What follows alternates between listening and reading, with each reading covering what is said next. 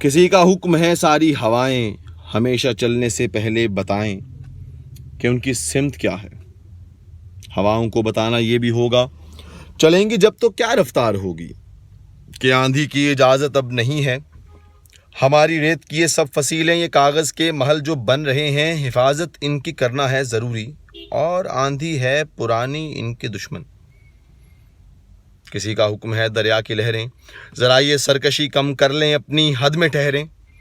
ابھرنا پھر بکھرنا, بکھر کر پھر ابھرنا, غلط ہے ان کا یہ ہنگامہ کرنا. یہ سب ہیں صرف وحشت کی علامت, بغاوت کی علامت. بغاوت تو نہیں برداشت ہوگی, یہ وحشت تو نہیں برداشت ہوگی. اگر لہروں کو ہے دریا میں رہنا تو ان کو ہوگا بس چپ چاپ بہنا. کسی کا حکم ہے اس گلستاں میں بس اب ایک رنگ کے ہی پھول ہوں گے. کچھ افسر ہوں گے جو یہ طے کریں گے گلستاں کس طرح بننا ہے کل کا.